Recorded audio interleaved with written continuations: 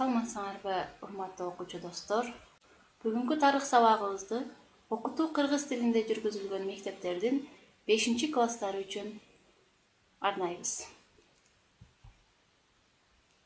Бүгүнкү сабагыбыздын темасы Байыркы Финикиянын цивилизациясы. Даярсыңарбы? Анда кеттик.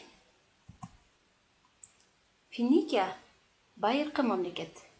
Ал Жер ортолук деңизинин чыгыш жээгин бойлой, азыркы Ливандын аймагында жана Сириянын бир бөлүгүндө жайгашкан.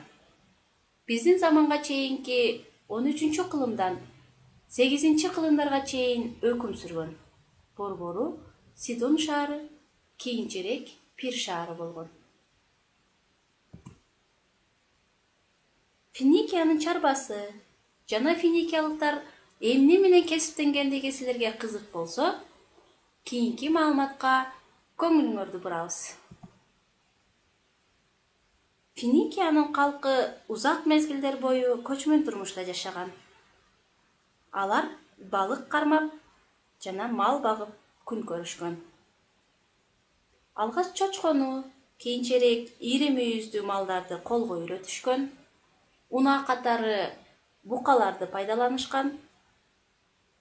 Кийинчерээк дыйканчылык жана багбанчылык менен алектенишкен.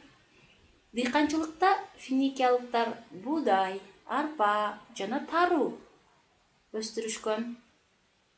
Ал эми багбанчылыкта болсо жүзүм жана зайтун дарагын өстүрүшкөн. Анын түшүмүнөн алар олив майын алышкан. Ливан тоосунун капталдарында болсо жасалма сууга тиштерин же ирригациялык системаны пайдаланышкан. Ошол эле мезгилде кол өнөрчүлүк өнүккөн.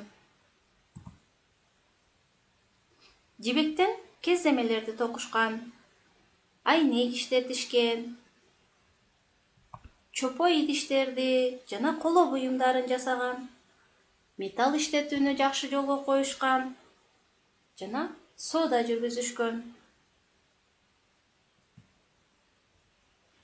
Бул жерде жашаган уруулар байыртадан эле жыгач иштетүүнү билишкен. Финикиялыктар кедир жыгачынан кемелерди жасашкан. Кемелердин 2 тибин. Алар жүк ташуу үчүн тегерек кемелерди жана согуштук максатта узун кемелерди колдонушкан. Биздин заманга чейинки 1200-800 жылдары финикиялык цивилизация гүлдөп өнүккөн. Финикияда деңиз соодасы жакшы өнүккөн. Финикиялык кыштактар акырындык менен шаар мамлекеттерге айлана баштаган. Өзгөчө Сидон, кийин Пир шаарлары соода өнүктүрүүгө ыңгайлуу болгон. Биздин заманга чейинки 2-миңжылдыкта Финикия шаарлары менен Египеттин ортосунда соода байланыштары түзүлгөн. Ал эми биздин заманга чейинки 1200-жылы финикийлердин соода иштери жакшы жолго коюлуп, ал абдан өнүккөн. Финикиялыктар кулдарды сатып алып гана тим болбостон, аларды деңиз жээгиндеги кыштактарда жашаган адамдарды айла-мал менен уурдап кетүүдөн да кулчулукту пайда кылышкан. Алдынан чыккан кемелерге каракчылык менен кол салышкан. Биздин заманга чейинки 2-миңжылдыктын аягы, 1-миңжылдыктын башында финикиялыктар мыкты кеме жасоочулар жана деңизде сүзүүчүлөр болушкан. Алар өздөрүнүн кемелерин менен бүткүл жер ортолук деңиз аркылуу Атлантика океанына сүзүп чыгышкан. Финикиянын шаарлары катары Тир, Сидон жана Бибил шаарлары эсептелинет. Алар Финикиядагы эң чоң шаарлар катары эсепке алынган. Ошол эле мезгилде биздин заманга чейинки 12-кылымда Кипр аралы менен Кичи Азиянын жээктеринде Кадис жана Утико колонияларын негиздешкен.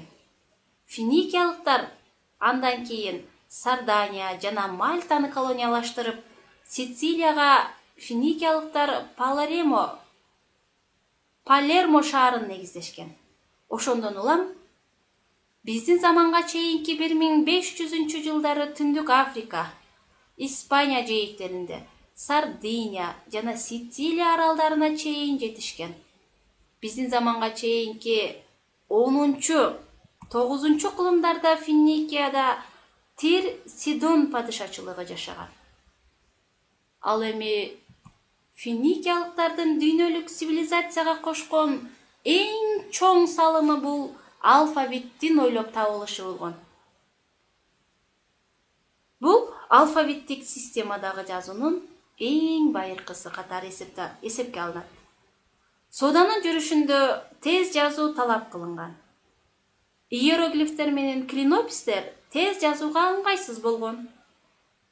Финикиялыктар египеттиктердин тажрыйбасын пайдаланып, биздин заманга чейинки 2-миңжылдыкта 22 тамгадан турган тыбыш жазуусун ойлоп табышкан. Финикиялык тамгалар нерсенин аталыштарына жараша пайда болгон. Мисалы, алардын биринчи тамгасы алеф өгүздүн башы, бет үй деген сөздөн алынган. Мына ушул башкы 2 тамгадан улам алфавит же болбосо алипе деген ат келип чыккан. Жаңы тамганын пайда болушу менен жазуу иштери бир топ жеңилдеген. Финикия жазуусу биздин заманга чейинки 2-1 миңжылдыкта финикиялыктардын жер ортолук деңиздин жээктериндеги колонияларына, андан ары бүтүндөй жер жүзүнө тараган.